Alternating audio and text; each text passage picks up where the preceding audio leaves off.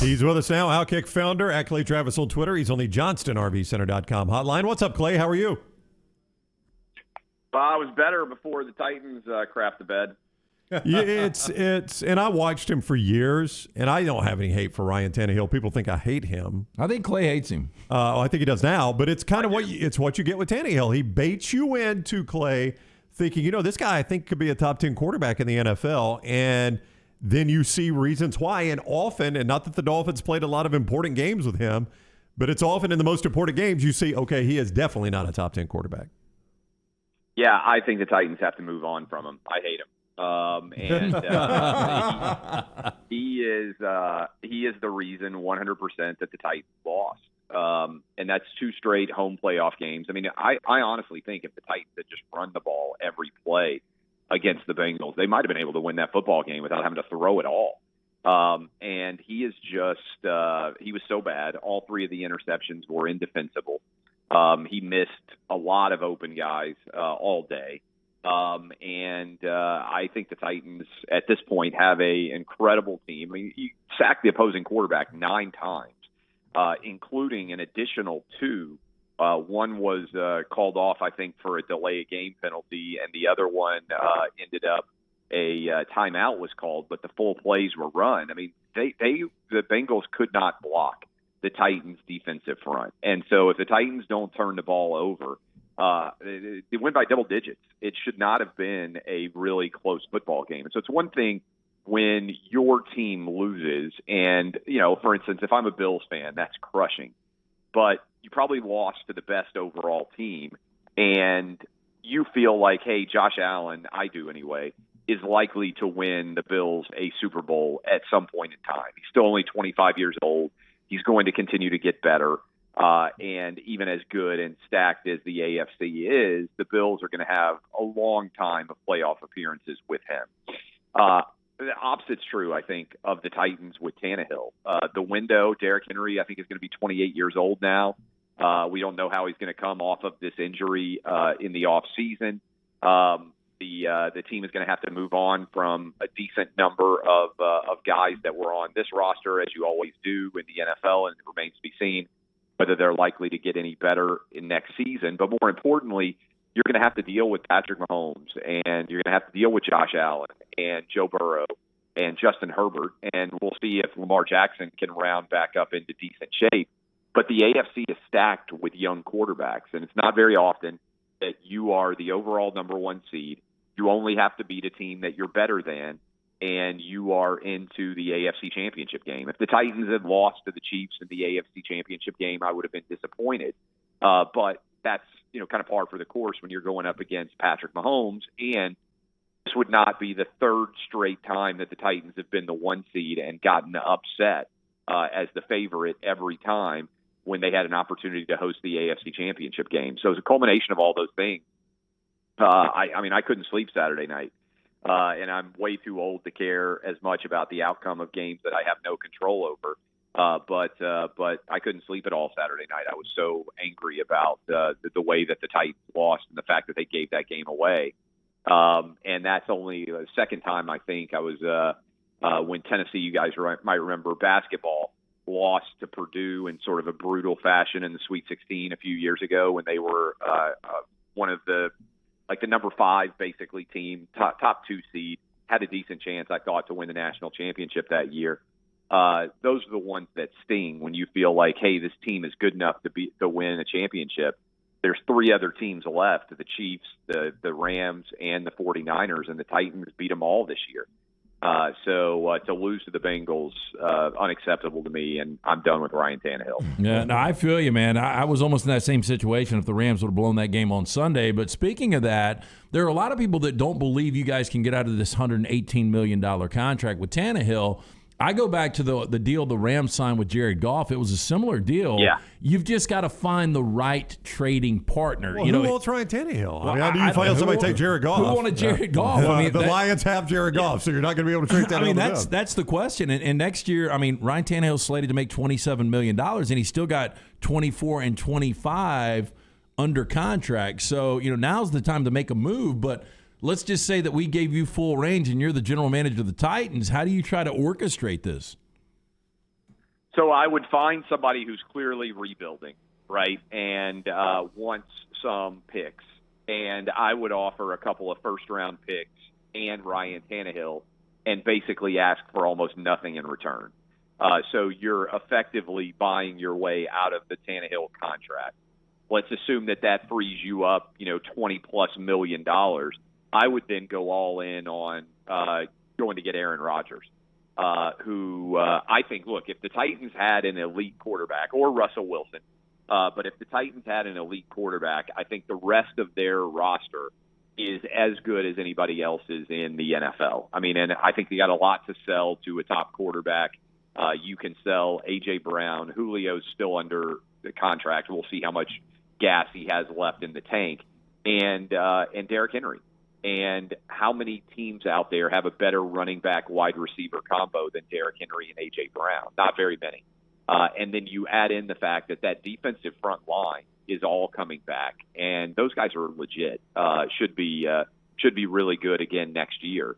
So the defense is going to be, top 10 caliber defense in the NFL, which they were down the stretch run here as well. And so I think there would be a lot of high-level quarterbacks that would be somewhat interested in that move, and Aaron Rodgers, to me, would be at the top of the list. Clay Travis is with us on the JohnstonRVCenter.com hotline.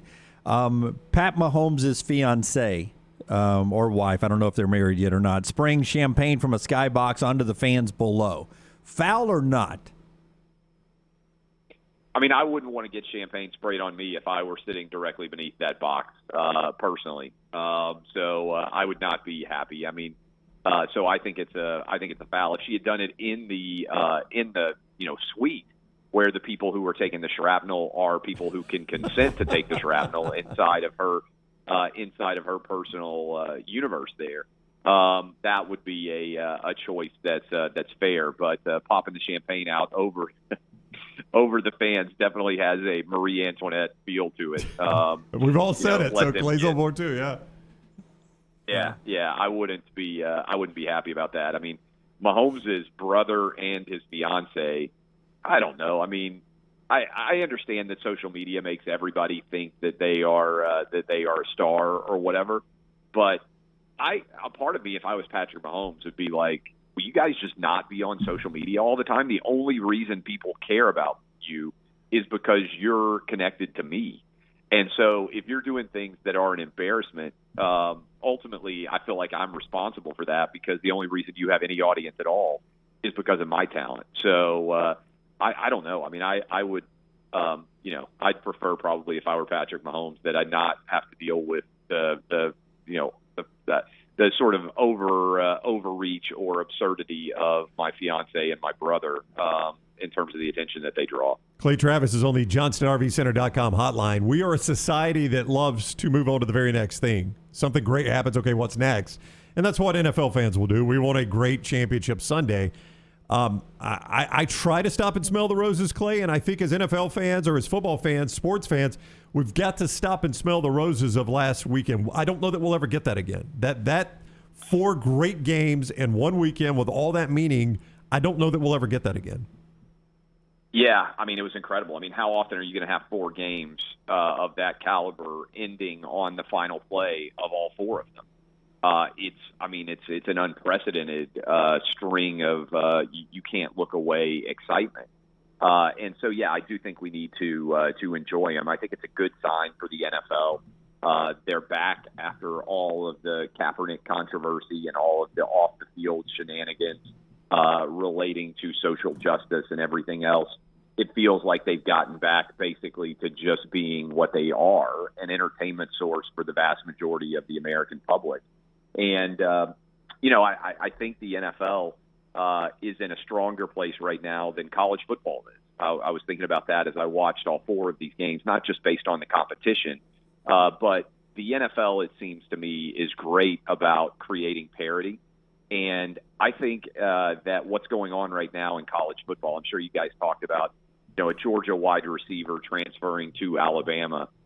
It just strikes me as everything that's wrong with college football right now. And I'm in favor of players being able to transfer, but I don't think that your average fan out there likes the idea that one year a guy can be suiting up for Alabama and the next year he can be suiting up for Georgia. That you could flip sides in the national championship game is crazy. And I understand that for purposes of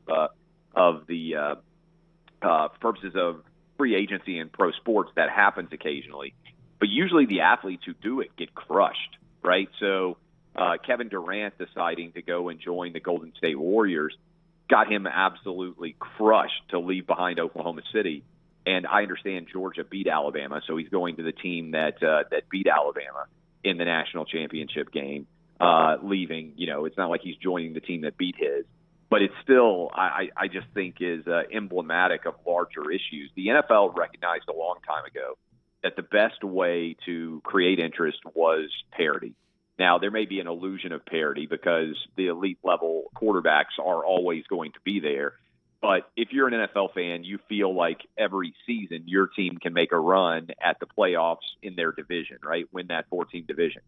How many teams in college football feel like they can make a run at the playoff? And obviously expanding to 12, I think, would help that just in terms of the overall sheer number. But I do think that the lack of parity in college football does create overall issues for the college football brand that don't exist for the NFL right now.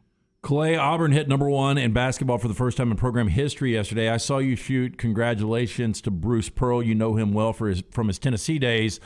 Hard to believe he's been at Auburn now. This is year 8. He was at Tennessee for 6 years. I brought this up yesterday. He had 2 Sweet 16s, an Elite 8. If Bruce Pearl never would have left Tennessee, he would have won a national championship by now, right? No doubt. I would be stunned beyond belief if he had been there 14 years, which is what the math would be, right? I would be stunned beyond belief if he hadn't won a national championship at Tennessee. Really. He was almost in the Final Four one of the last couple of years. He was recruiting at an elite level. The fans loved him. Tennessee is usually top 5 or 6 in basketball attendance. A lot of people don't realize that. Rick Barnes obviously took Tennessee to number 1 overall as well, and had them as a 2 seed, and has had them in the mix to compete at high levels in college basketball. But I think Bruce Pearl certainly would have won. Almost won one at Auburn. If Auburn fans, the foul situation in the corner there on the 3-pointer doesn't happen in the Final Four against, I think it was UVA, right? It was Virginia. That they were playing in the Final Four. Yep. If that doesn't happen, they might have beaten Texas Tech in that championship game the next year or next game. So I think he may win a championship this year. But yeah, that's one of the ones that stings is that I do think Bruce Pearl would have won a national championship at Tennessee. Listen, everybody's excited that I don't invest, especially in things like Bitcoin. So there's no Jimmy landmine at play here. It feels like you did right now, though. Well, I understand. But a couple of years ago, I would have invested in Peloton if I was an investor. And I'm seeing this week that Peloton is so off of the buzz in the world now that they've stopped making the bikes and the treadmills and all that for a period of time.